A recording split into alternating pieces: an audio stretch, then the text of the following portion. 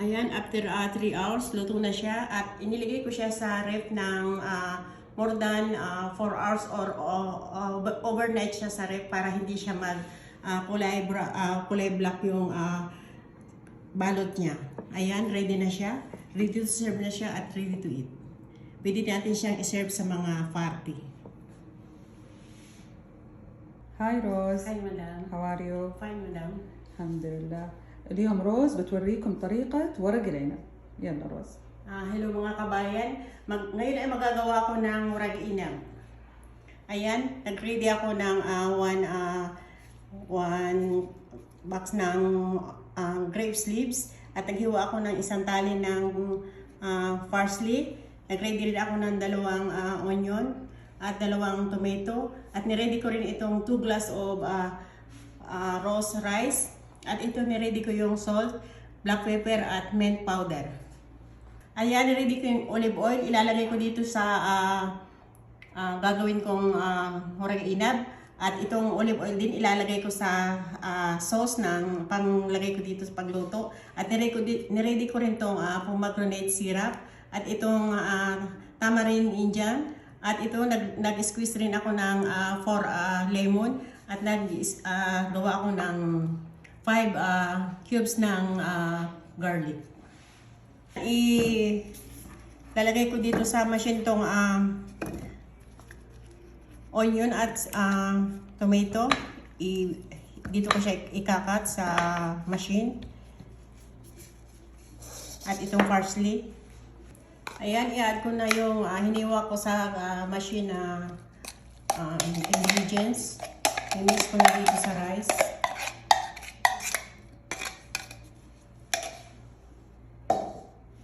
At i-add ko na rin itong spicy niya.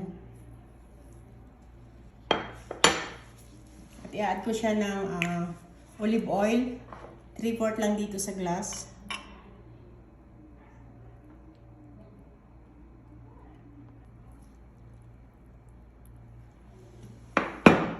At i-add ko siya ng 2 tablespoon ng pomegranate syrup. Ayan, i-mix ko na siya.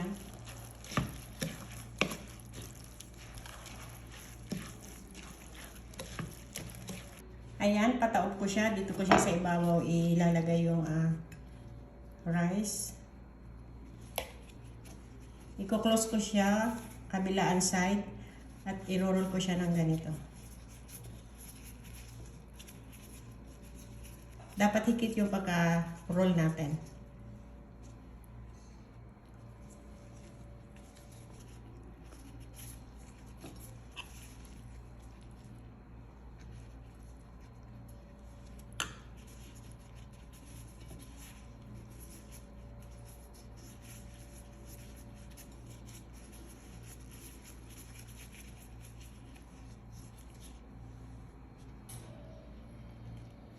Ayan, gagawin ko na yung sauce niya para sa murag inap. Ayan, nilagay ko na yung lemon juice. At maglalagay ako ng Indian tamarind, 2 tablespoon. Nilagyan ko ng tamarind Indian. Ayan, mabibili yan sa Lulu Supermarket. Ang pomegranate syrup, 2 tablespoon.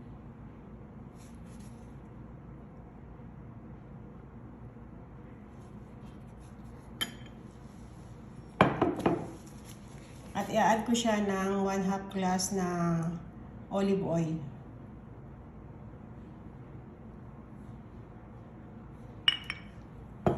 Ayan, nauna ko nang ilagay yung garlic niya at saka yung lemon juice.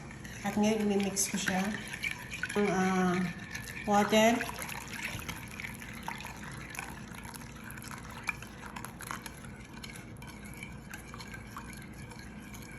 Ayan, in-add ko rin siya ang konting salt.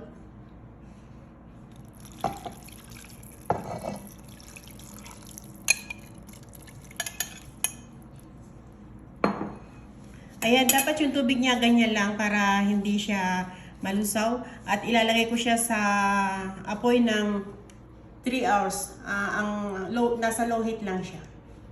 Ayan, nilagyan ko siya ng 2 hot chili. At ngayon, lalagyan ko siya ng cover para mabigat, hindi siya bumuka habang kumukulo. At ngayon, tatakpan ko na siya.